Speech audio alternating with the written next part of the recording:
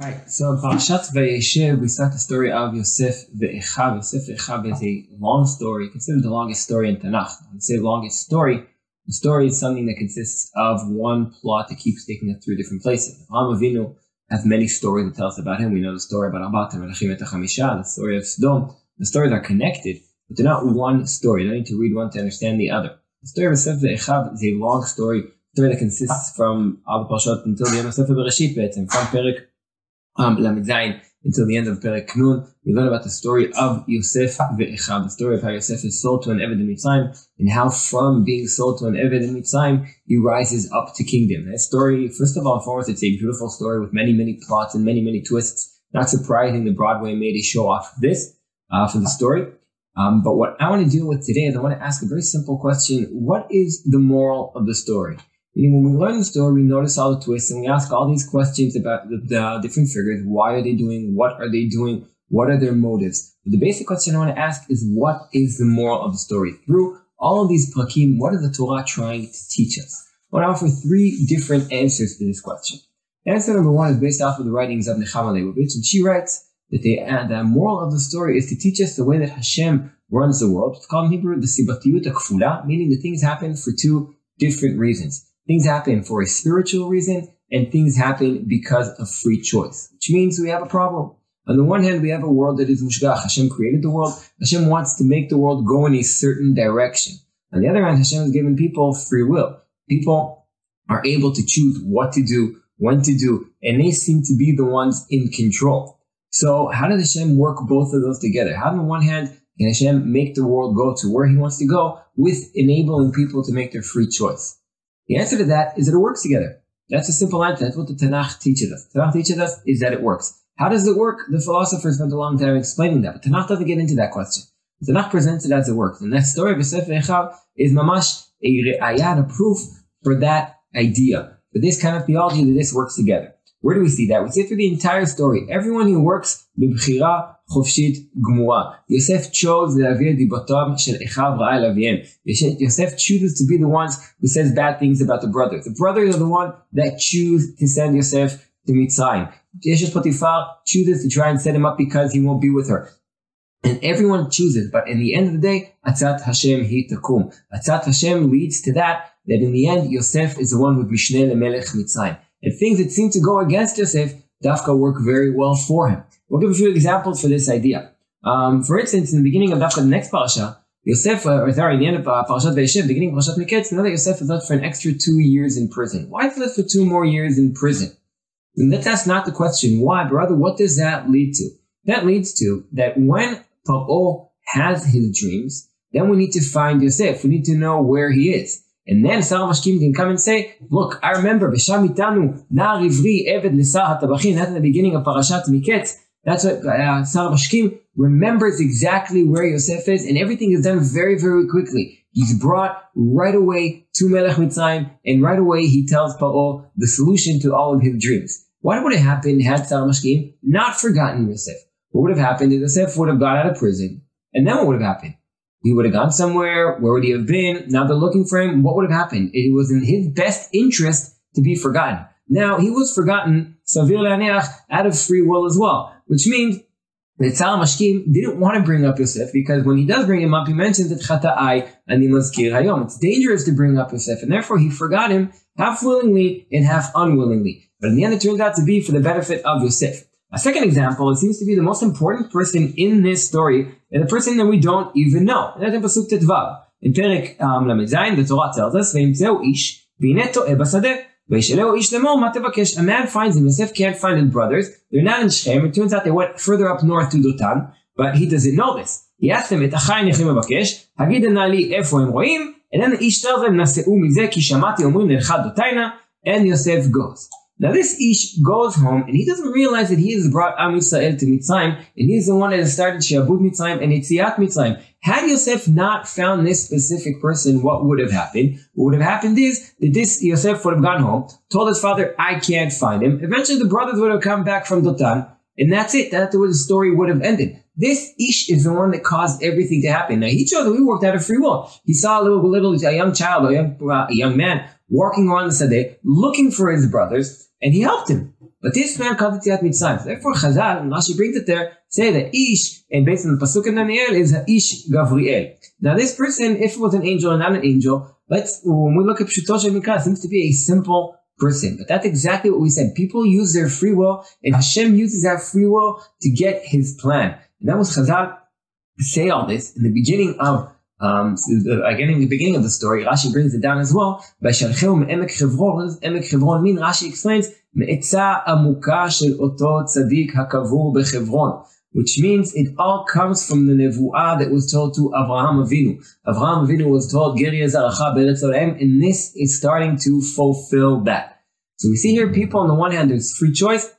On the other hand, Hashem leads the world exactly to the direction that he wants to lead it. Now, we'll add two more things onto this. The first thing I want to add is something that I've heard from Professor Yoni Grossman. And he adds that if you look at Sefer Bereshit, it seems to be that the hashgacha, the way Hashem acts in the world, seems to be less and less imminent. Which means at the beginning of the book, we see Hashem mamash running the world, and we see Hashem, he's the one building the world, and he's the one destroying the world, sending them a bull, and he's the one who tells Noach to build a teva, and he's the one who tells Noach to get out of teva. Hashem seems to be the hashgacha seems to be very, very imminent, very, very noticeable within the world. After that, leat, we see people doing more and more. We see the avot. Now the avot, Hashem talks to them directly. Abraham gets nevuot, Yitzchak gets nevuot, and Yaakov gets nevuot. But in Sipur Asaf Ve'echav, the hashgacha, the divine presence is less and less noticeable.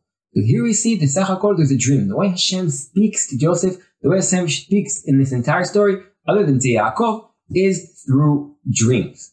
Which seems to be that the story is showing us that once Hashem is less and less imminent, then the hashgacha works in different ways. Which means in the beginning of Sefer Bereshit, we saw the hashgacha working in a very direct way, telling Abraham where to go, where not to go. But here, in the beginning and the end of Sefer Bereshit, we see the hashgacha working in a far less visible way. It works through our choice. It works through Hashem using our choices and using what we do in order to lead the world to where he wants the world to be. Second thing I'd like to add on to that is another interesting point and ask, were the figures in the story, did they know about this dual idea? Did they know that they're doing something that's actually bigger than that? Did they know that they're not only working as themselves, but they're part of a bigger plan? The answer at the beginning of the story, they definitely don't know. At the beginning of the story, they sell their brothers. Yaakov sends Yosef to his brothers. The brothers sell them. No one realizes it. But over the course of the story, two people realize that they are doing something bigger here. Those two people are Yosef and Yaakov. Where do we see that? We see that when Yosef confesses to the brothers in Parashat Vayigash, and we in Parashat Vayigash, in Perek Mem Daled, Yosef tells his brother, in Perek Mem Hey, in Pasuk, Hey, Yosef tells him, after he says, I'm Yosef your brother, Al te'atzu ve'al yichar benechem, ki lemichya shelachani Elohim lifneichem. Pasuk Zayin, Vayeshelchenu Elohim lifneichem, lasum lachem sherit ba'aretz, velachot lachem lifleita gdola. Yosef thinks that he has been sent to give his brothers food, to make them survive the 7 years of the famine. Yosef realizes that this story includes something bigger. But Yaakov Avinu realizes that there's more than that. This isn't just about Ra'av. This isn't just about Sova. There's much, much more here. Where do we see that? When Yaakov Avinu goes down to Mitzrayim, we see that he is scared. Why is he scared? We can tell from what Hashem tells him exactly why he's scared. Hashem says, in Perek Memvav, we see Vayisa Israel, in Pasuk Gimel it says,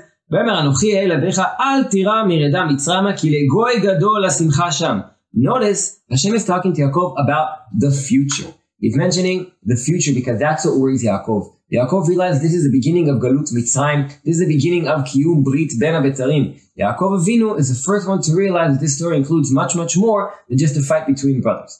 That's the first answer I want to offer. What the moral of the story is, the dual way that Hashem runs the world and the way that Hashgacha works with Bchira Chofshit, we call the Sibatiyut HaKfula.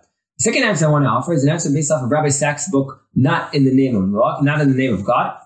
And that is that this story, as a lot of Sefer Bereshit, deals with sibling rivalries. And Rabbi Sachs shows in a beautiful way is how sibling rivalries have been with us since the beginning of time. The first one we have Cain and Hevel. The second one we have Ishmael and Yitzchak. Afterwards we have Yaakov and Esav. And then we have the 12 brothers fighting as well. And the rivalries continue and continue. But Rabbi Sachs shows that this isn't just a rivalry that keeps going in the same way, but rather there's a line. There's improvement every single time, which means rivalry will always be. But the question is, can we deal with it in a correct way or can we not? Cain and Hevel, Cain kills Hevel, that's the end of the story.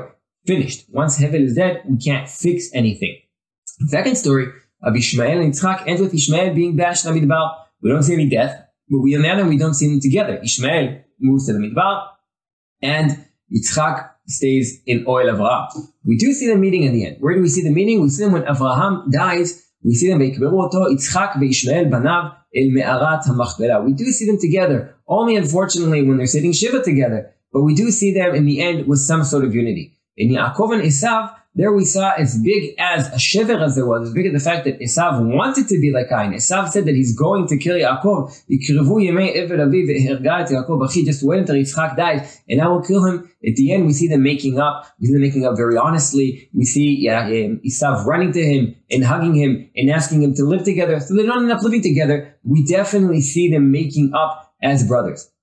Afterwards, the 12 brothers of Yosef and Echav, besides how problematic it got, again, there was death again. They almost did what Cain did. They thought of killing him. They decided not to kill him, to throw him into the bowl and kill him, not in the hand, but let him die by himself. Then they sold him to be a slave. But in the end, we see the tikkun. We see them together. We see them burying Yaakov together. We see them living together. And we see Yosef forgiving his brother. We see Yosef understanding the bigger picture. We keep seeing how this improves. And the last siblings that we see working together, we don't even see rivalry. And that, Rabbi Sachs says, is Moshe, Aharon, and Miriam. We see them working together, taking the morals from Sefer Bereshit and showing us how to work together as siblings. The last time someone offered an offer that something that Rav Samit wrote a long paper about called Ele Toldot Yaakov. And that's the way the story starts. VAYESHEV Yaakov beret megura aviv, Eretz Canaan, Ele Toledot Yaakov. That's the way the entire story started in Perek Lamed Zayin. What is Toledot? So there's a big controversy between the Parshanim, what exactly it is. Rav Samit brings down Rashbam.